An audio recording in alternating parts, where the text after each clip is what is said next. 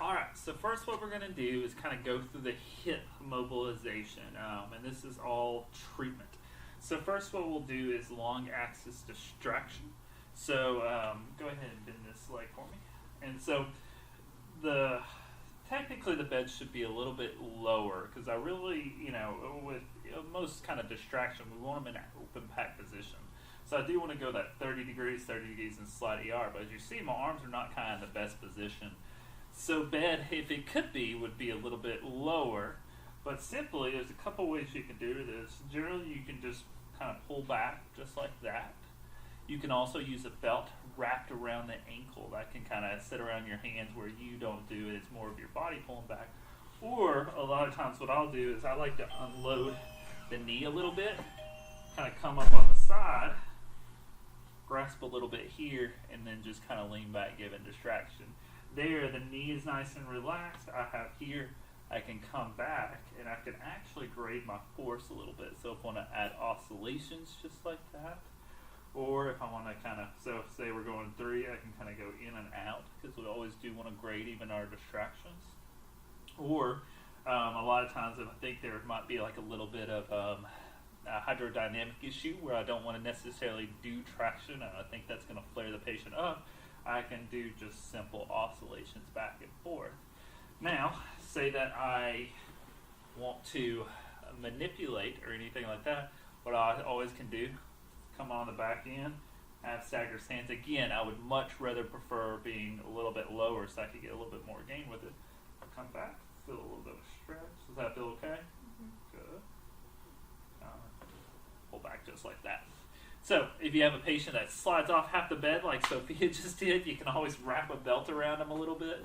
And like I do with every person is get their consent, but I always say I'm going to give a quick stretch because I don't want to give those connotations of manipulation, because especially down here where we have a heavy chiropractic, people assume that means adjustment. So I'm adjusting things, and I don't want to convey that at all. All right, so the next one is lateral distractions. So, let's come onto this side. I'll bring over the camera a little bit. So, go ahead and scoot over towards me.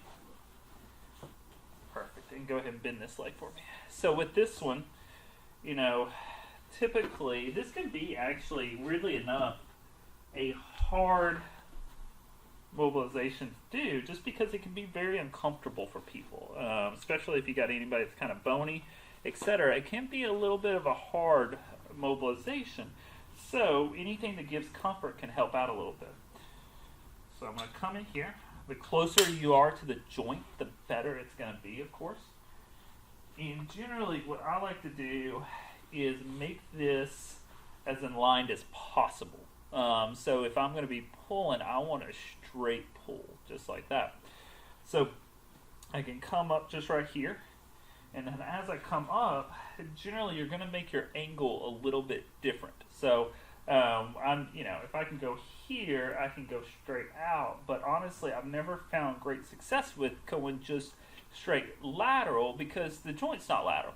It faces, slightly lateral, anterior, and inferior. So I actually want to come a little bit of an angle, but you have to play around with it and see what feels best. So kind of giving that scooping mechanism and pulling out just right there. And checking with them, of course, to make sure that it feels comfortable for the patient is key. Now, what I can also do is, what I found is kind of target my feet a little bit, and you can pull out and perform some simple mobilization with movement. So I've got that distraction, and I'm going with it, or distract and do a little bit of internal rotation. All stabilizing the femur and the tibia and just mobilizing right there. And if you get to that where it feels comfortable, you can add a little bit of overpressure into it, which is key with your mobilization with movement. Or you can do even a little bit of oscillations.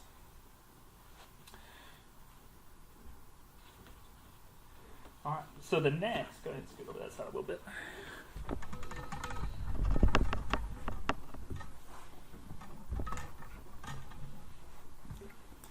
The next one we can do is a AP mope, supine through long axis distraction. So what you can do is come on the opposite side, come up through here. So what you're going to do is your angle wants to come here. So this is can be a little bit of a hard mope, especially for any of your labral or FAI patients, because technically in this position you should get through a flexion and flexion and adduction position, which can be quite painful for those patients. So you want to be careful. But coming up, and of course I'd want a little bit lower bed, but then dropping through, just like this. What I would rule out before any of this, though, is if the patient has any type of SI issues. That's a little bit better feel. Or anything like that, because, I mean, technically you are doing a thigh thrust, so you want to be very careful with and stuff like that. Next, go ahead and flip over onto your stomach for me. Next thing we're going to do is a simple PA mobilization, where you're going to come in and mobilize the hip. Now, we talked about this last week. I often mobilize with kind of a fist instead of an open hand, simply because the open hand for me is just not very tolerable, and I will really be aching at the end of the day.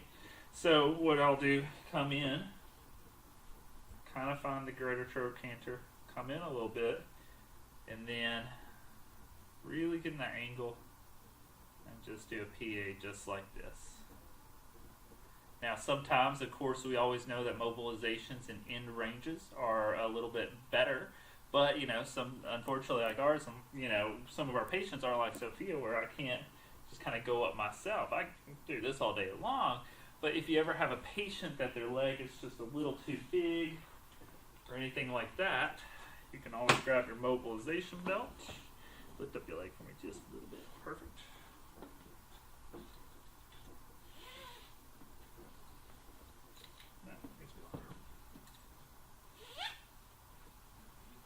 Coming around, sash it up.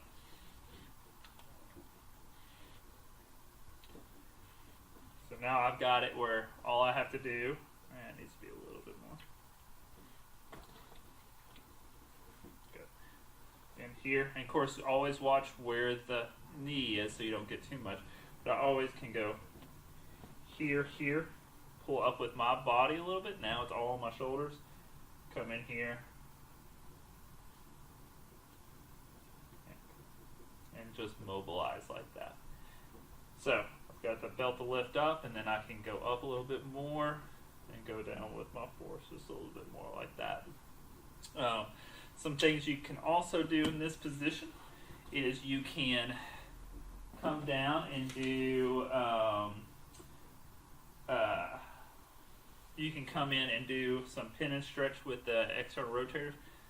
Come into this point and just like that, work into those muscles just a little bit that way. So that's always something that you can do there. Go ahead and flip and sit off the edge of the bed for me. The last one we'll do for hip a little bit is, what I want you to do is roll back and grab both of your legs for me. Perfect.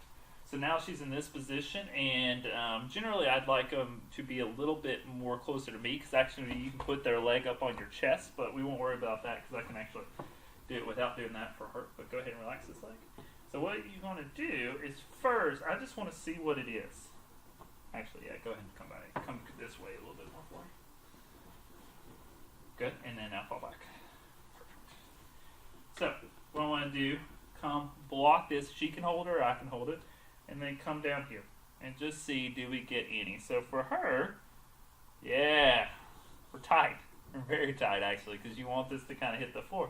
So I can come back in, make the leg straight for her, and then retest it.